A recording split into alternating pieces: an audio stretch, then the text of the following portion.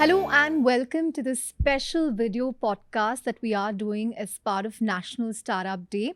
This is part of a Network 18 and IDFC FIRST Bank initiative called Leap to Unicorn, where we bring together leading entrepreneurs, investors, and mentors to help startups gain access to mentoring, boot camping sessions, and even funding in really making that leap from seed to scale. This is an initiative that we're very proud of, and we're very excited to welcome, shall I say, two icons, two doyens of the Indian startup ecosystem. Sanjeev Bikhchandani and Kalra, the founders of Info Edge and Make My Trip, which are the OGs when it comes to Indian internet companies. And they've really seen the whole journey from idea to IPO. And, this will really help startups learn about how to play the long game, because y'all have played it for what, over 20 years now? 23 and counting. Sanjeev, even longer. Yeah, 26 or 27, I forget. Right. But take us through the journey, because today there's a lot of excitement around startups. The government, has put so much of trust on startups. But back when you were starting up, what was it like? Sanjeev, Deep. Okay, I quit my job in 1990 and became an entrepreneur. Except in those days, we didn't call it startup entrepreneurship. We simply said, I'm starting a business. The terminology has changed. But the work hasn't. You roll up your sleeves and do it. And yes, in those days, there was a lot less capital. There was less of an ecosystem. But you just did what had to be done. You went out and got customers. You had a product and you sold it. Deep? Yeah, I guess not very different. A few years after Sanjeev. And I think it's pretty well known that Sanjeev has been a guiding light for me. So he's truly the master of Indian startups, which weren't called startups then, but internet startups for sure, I think. And so I quit after 8 years of working after my MBA as well. I did 3 different jobs, and then I quit GE Capital to start Make My Trip. To be honest, didn't think that long and hard. When you're in your late 20s, just about 30, you can take much more risk.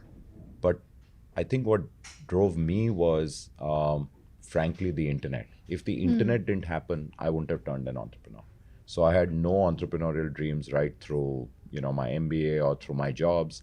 I was very clear that I want a corporate job. But the internet, I think, really convinced me that this is going to change everything we do. We were trying to make a difference at GE Capital itself. I must give Pramod credit for wanting to start geindia.com. But it dawned on me pretty soon that this is going to be something which you have to do 100%. It can't be a side project. And I think that is what is special about a startup. You are all in.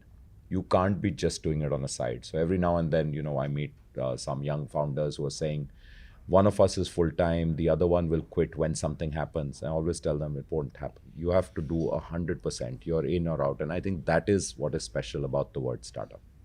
You want to add to that? No, he's absolutely right. I mean, I remember a question that I asked on a panel discussion I was on. And it says, what about work-life balance? And the answer a co-panelist gave was, there's no such thing as work-life balance if you're doing a startup. There's only work-life integration.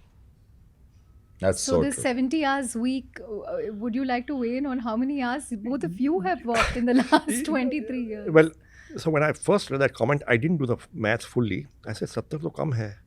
It was my first reaction. Then I saw, people are reacting negatively to this. And I said, yeah, but I couldn't figure out why. If you're doing a startup, 90 hours, I don't know, whatever it takes. Yeah, absolutely. Especially the early years.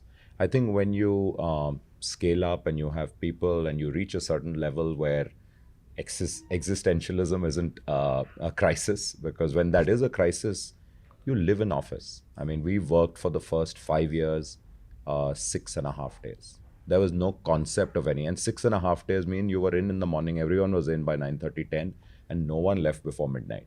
And very often people slept in office. We also had a business serving NRIs. So very often people slept in office. Everyone kept a toothbrush in office, slept under a table, over a table. We were back again because there was survival. And you had to do everything that you wanted to make sure that you could do to make sure that your company survives and you thrive. So I think that's crisis mode. It can't last forever. then things ease off. I think two things happen. One, you get people to do certain things. You grow up, you reach a different stage in life in terms of just maybe kids growing up and realizing that the integration has to work towards balance. So definitely balance comes, but only when the company is stable and you know that the company is not going anywhere, people are going to get paid regularly, then you can think about saying, okay, listen, I should go home. It's 9 o'clock at night. I should go home now because I have a family at home. But the beauty for me, the acid test is that when family is traveling, do you go home at all? And then you realize if you don't go home, clearly because A, you love your work, which is very typical of a startup. B, there's never something you can say, okay, work's done for today. That doesn't exist in our world. Impossible. No, but look, I mean, like I said, you got to do what it takes.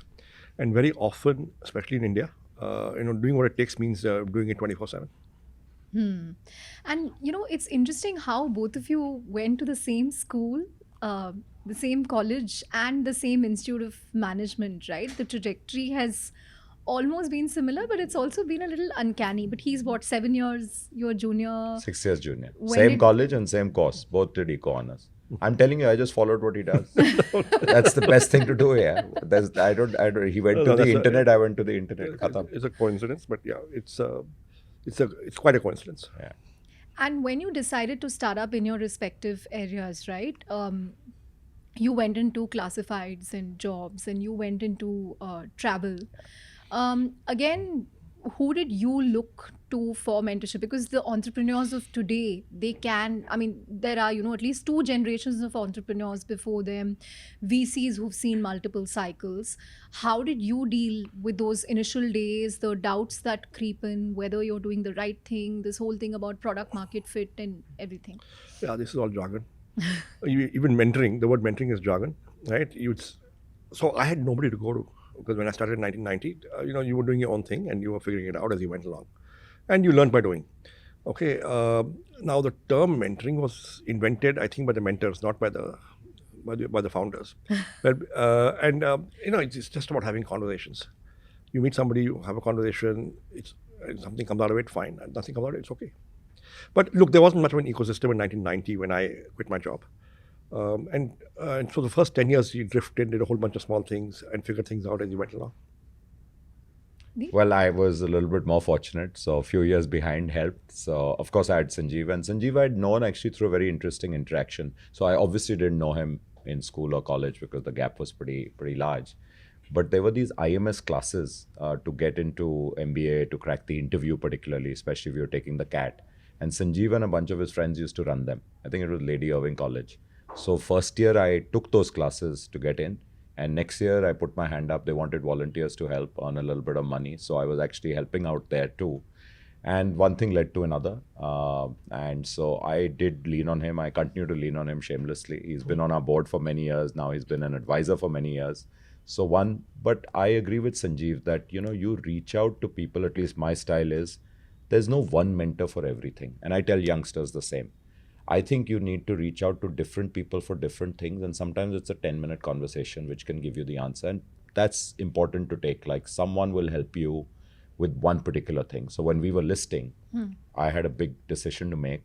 The board, very rare time where our board was split right down the middle. Sanjeev was on our board. List in India versus list overseas. This was way back in 2010. And I was truly confused. And I reached out to 5 or 6 different people, spoke to them, picked up the phone, literally called them. And they were very helpful. Right from Mohandas Pai, I reached out to Nandan, who I knew through some connection. Nandan put me on to Mohandas. He gave me advice. A classmate of mine from IIM Ahmedabad, Pulak, gave me some advice because he had been on boards of different companies. Sanjeev had his point of view. So I think it was great to talk to 4 or 5 different people and then really understand, okay, these are the pros and cons. So I encourage entrepreneurs to do that, but don't say, listen, I want 1 hour of your time. People don't have 1 hour to give. Sometimes they have 1 question, and you should go with 1 question, maximum 2, and say, who will say no to answering 1 question? And it's a genuine question and not something which is, all pedantic and made up. Great advice. Just go, listen, I'm having this problem. I'm not able to get a good, CFO. What should I do? So, one can apply oneself and say, maybe today you're too young to get a CFO. Your company is too young to get a CFO. Maybe you can rely on companies outside today. And there are companies which give CFO as a service. I'm giving an example. So people have genuine issues where I think they should just come with one issue at a time. And we are both part of TIE also, and we've been part of TIE for the longest time. And there we believe the cornerstone is mentoring, even though Sanjeev has rubbished the word, but It's conversations. yeah, it's conversations. But we encourage Don't. people. I say what he says. Don't overcomplicate it. It's just a conversation. Yeah. Yeah, that's it. And ask who will say no. Like, if you meet someone, a young person in your line saying, hey, Chandra, I really want to talk to you about this one little thing. It's bothering me. I'm not able to get over this. Where should I go and study? What should I do? You'll give them time. Everyone can make 5-10 minutes to answer one question. But sit down for an hour, then becomes a commitment, and everyone's busy. So. Right. I remember in 2005, I flew down to Bombay just for one meeting. I wanted to meet Ajit Balakrishnan to ask him what's it like having listed in the US, because we had a choice. Rediff. Rediff, yeah. We had a choice in 2005. We could list in India or overseas, because this rule of not being able to list overseas came in only in mid 2005. So when we began our IPO conversations, we had a choice. Yahan pe ya wahan pe. And instinctively I felt yahan pe. But I went to Bombay to talk to Ajit, and I spent half an hour with him, and he gave me a very clear answer. The Mahim office. Ajit was one of my influences too in the early days. So actually, both of you had the same dilemma, right? And ultimately, you ended up listing here, and you ended up. Oh, that's because the government banned overseas listings until you're listed in India first. Around that time, just a little after my conversation. So different reasons, different time.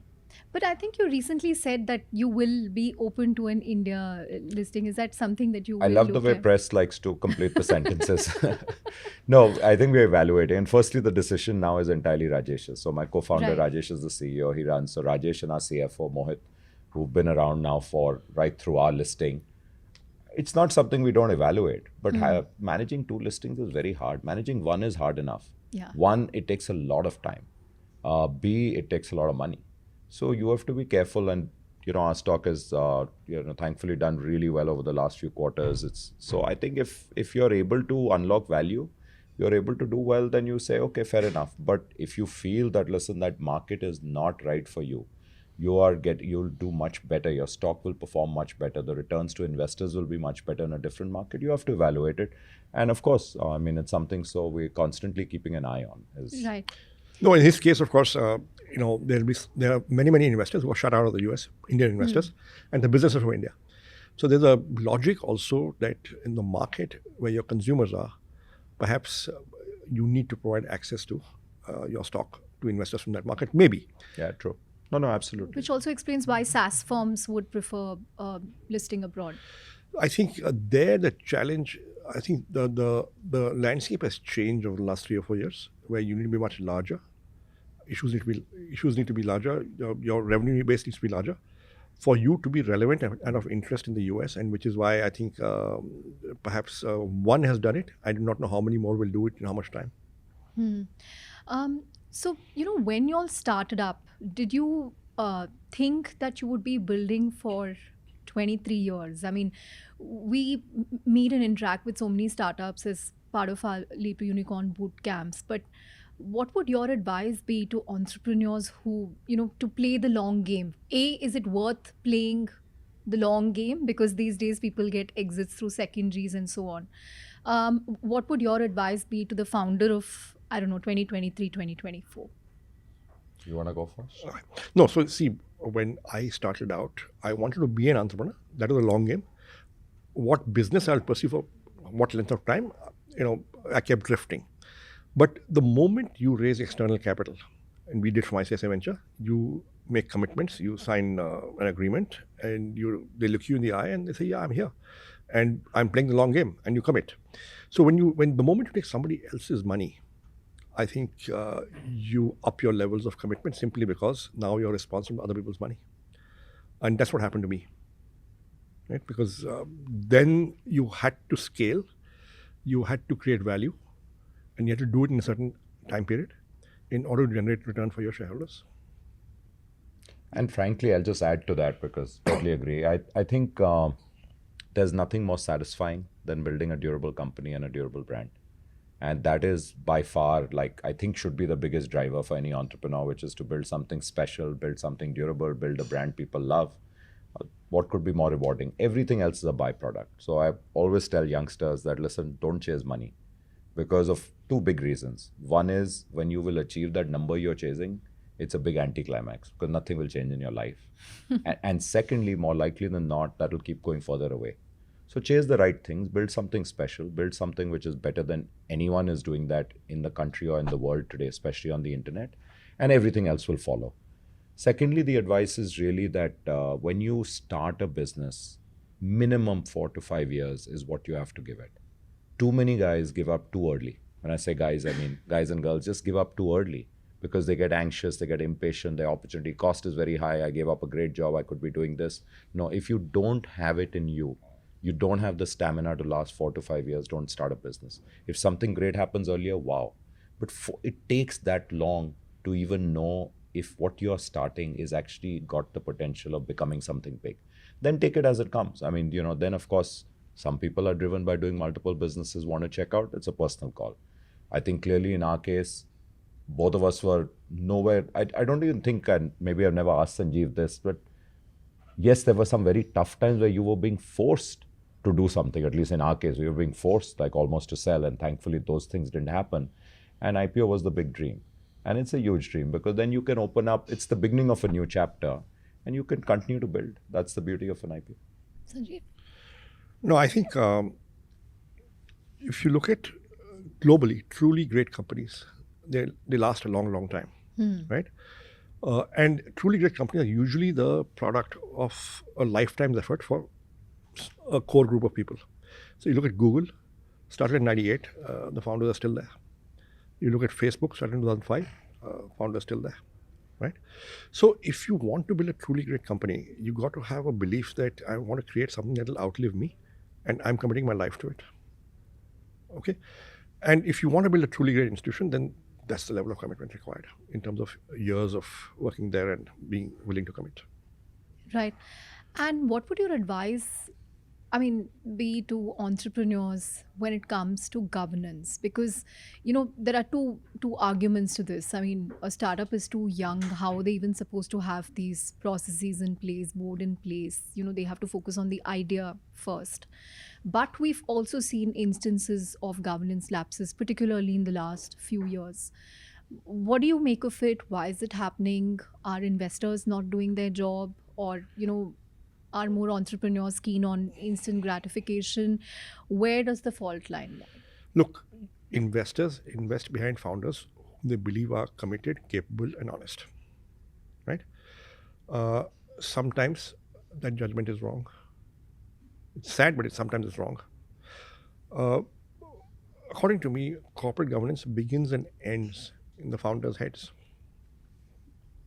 A crooked founder will find his or her way around all sorts of boards, processes, auditors, everything, right?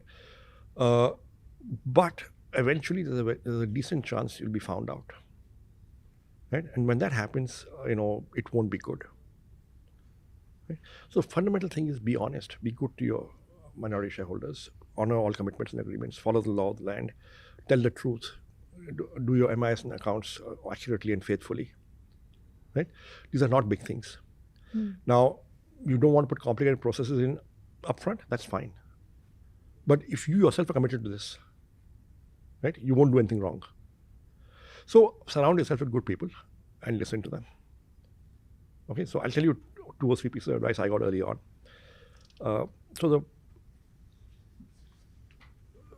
one was from our investors, ICICI Venture.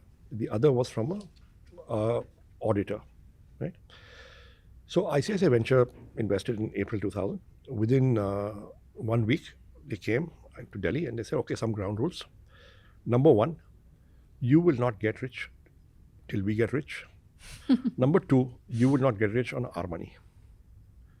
Which basically means we decide your salary and you can't sell a single share until we have sold. Because if you sell shares and you become rich, you probably won't try hard enough. No skin in the game. You took some money out and you're happy now, right? They also said, we want a big 5 auditor. In those days, there were 5. And so I went shopping. And I met Kaushik Datta, who was then a partner at Pricewaterhouse. And we hit it off. And he said, look, I like you. What do you want? I said, look, we're a small company. 36 lakhs turnover. I can't afford you guys actually. So what do you want? I said, I want to audit in 1 lakh rupees per annum. So he said, okay, fine. I like you. I'll do an audit in 1 lakh rupees, but commit to me 2 or 3 things. Right? I said, what? He said, commit to me that you won't hide anything. You won't lie.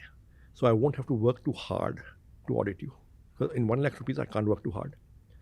So I said, that is, you have a commitment that we are honest and we'll be transparent, and that's how we are. That's not a problem. So second thing, commit to me that you will internalize and recognize the fact that your board members and your auditors are there to save you from yourself. Right? We are not outsiders here to police you. We are here to save you from yourself, because founders do all kinds of crazy things.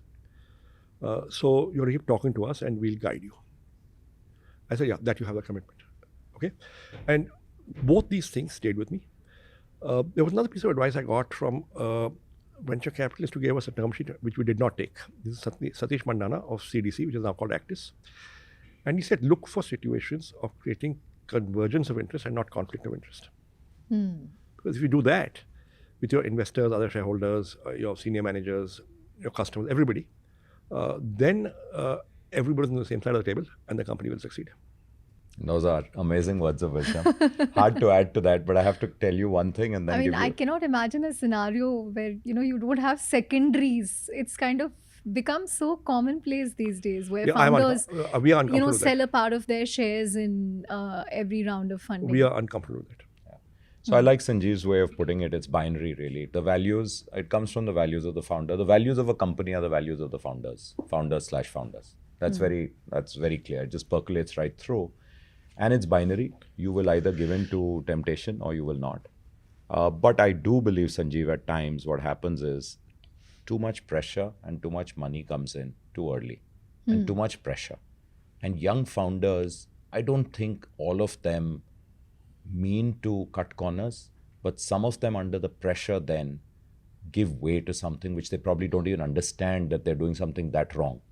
So therefore some coaching, some level, and that's where the board plays a role, that's where the investor plays a role. But fundamentally, you can't be a founder who says, I know people who keep 3 sets of accounts. That's a recipe for disaster, which is one for the tax man, one for the investors, and one for themselves.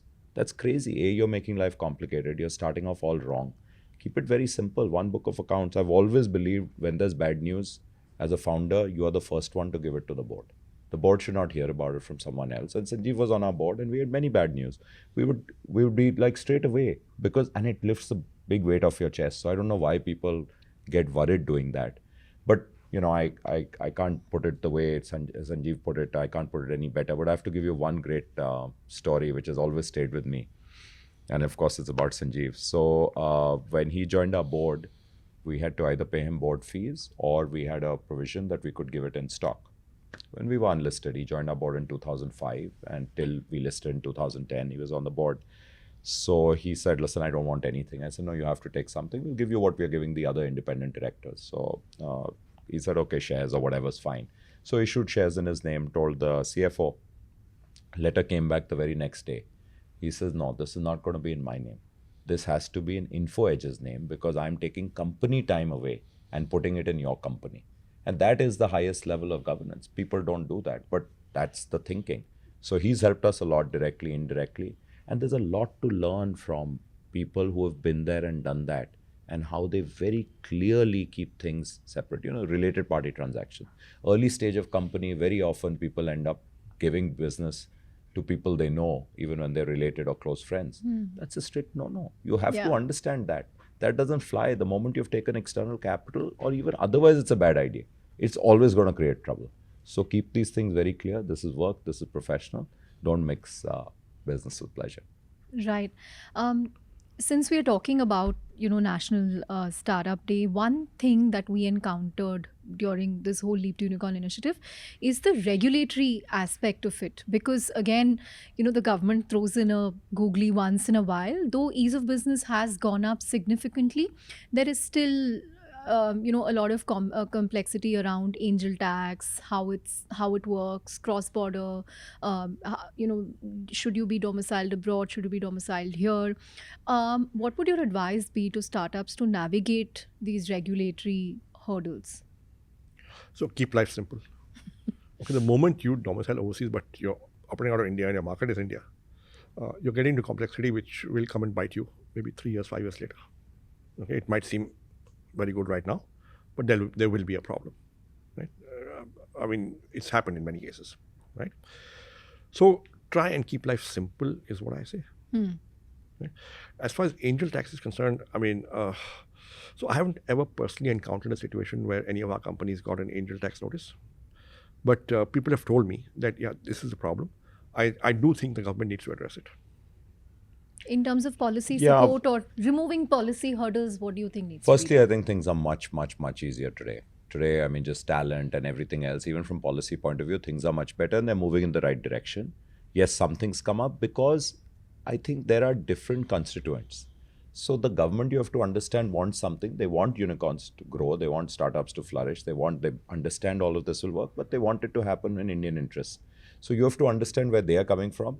And then there's another interest in mind. So I think we have to be very clear. I believe that always invest in very good advice. So even if you have to go to the big four, it's expensive. And if the answer is gray, don't go there. Don't go there. If it's black or white, be very clear. Just be in the black and white and say, we are kosher, we are fine. Because that gray, like Sanjeev said, will come and bite you in the back at some point of time.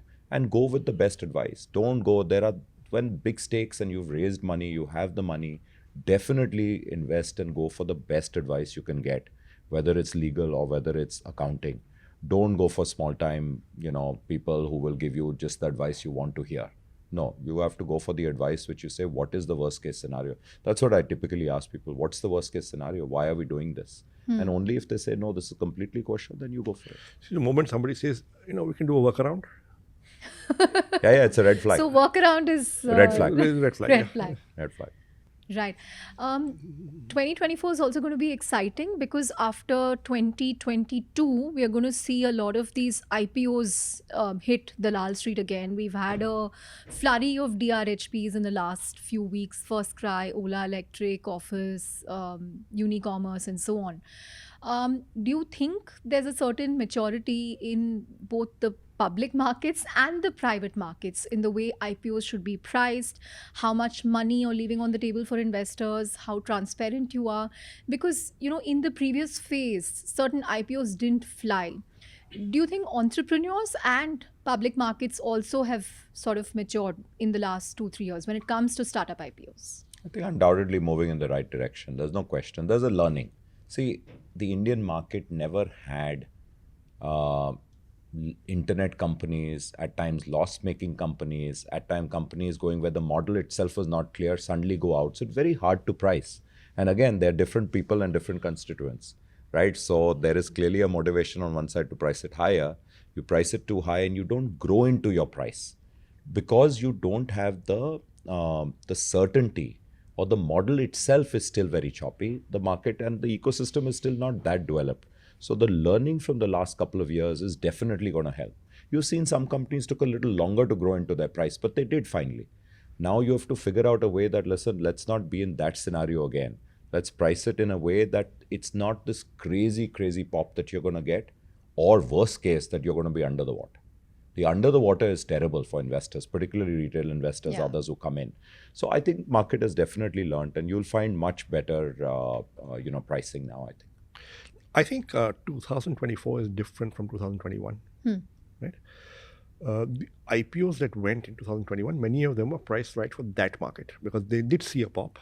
But when the market corrected massively, as it did, starting from the US, many of them went below the IPO price. Some of them are back.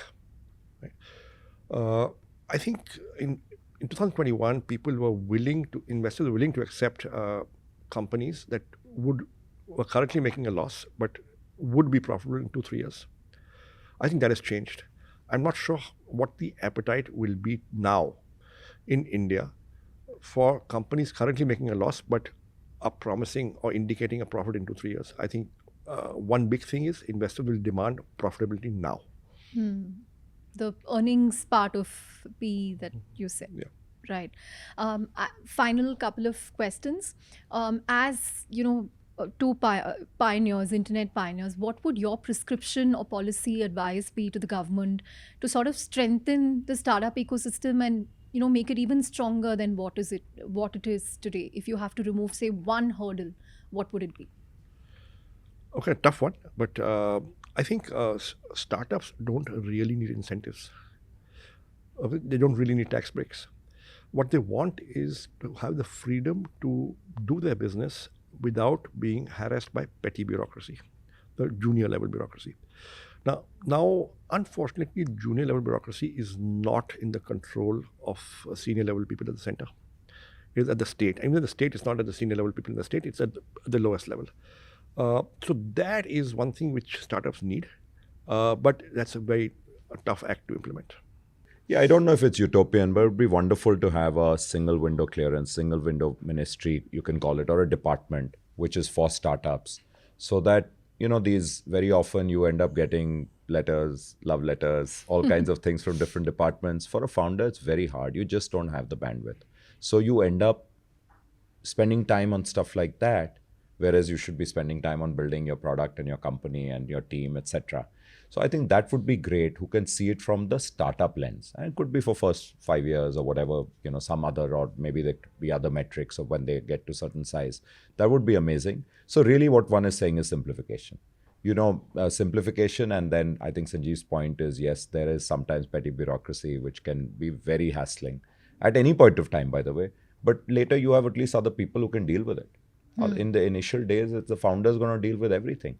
When we used an IPLC to do our call center calls, when the line went down in the middle of the night, it was my KRA, because I would move the fastest and get the linesman in the middle of the night to come and repair the fault, which was due to actually rats eating it up in a small, I mean it, I Wow. kid you not. It was the Tekhand substation in Okhla, which every few months the line would be chewed off. So then founders have to do these things. You don't have admin and you don't have other people doing it. So I think if we can see it from the founder's lens, that would be fantastic. Right. What's the next chapter going to be for you? Where do you see yourself spending a lot of time in the next decade? Will it still be at this office? I haven't planned. Huh. I don't think about it. I take it a day at a time. Deep? I'm going to follow Sanjeev. You have to follow him on everything. No. So clearly, I've I think want to spend more time on what I consider things that matter, non-commercial things. So I am spending a lot more time on not-for-profits and many passion projects. But I'm available. I'm still chairman of Make My Trip. I'm available for anything. And there are some things I'm very involved in, like our foundation work. Or Rajesh and I will discuss a lot of strategy stuff. So I still fairly involved there, but have freed up a lot of time to help young startups. If I'm in town, I meet at least one founder every day, if not two, and I enjoy that. Right. I'm sure startups will benefit. But final question. What's the one thing as an entrepreneur that you learned from Deep? I think clarity of thought and communication. Deep is much better than I am. So he's a much better speaker than I am. Deep, what's Wow. the one thing that you learned? There are too many, like I said. But really, I think when it comes to, I would say conviction, and I look for conviction even when I hire, but Sanjeev's conviction is amazing. When he believes in an idea, then that's it, which is great. And I've seen that. I think telling tough things the way they are. He really helped me, showed me a mirror where there were some very tough decisions to take at work, people related, etc. He got across to me because he told me this is not about the person and it's not about you, it's about the company and what the company can do first. And finally, governance, like I said, the highest level, gold standard. So lots to learn. Gold standard, lots to learn, and I'm sure this is going to help a lot of young entrepreneurs. Thank you so much for joining us on this video podcast special as part of National Startups Day. Thank you, Sanjeev. Thank you, Deep. Thank you. Thank you.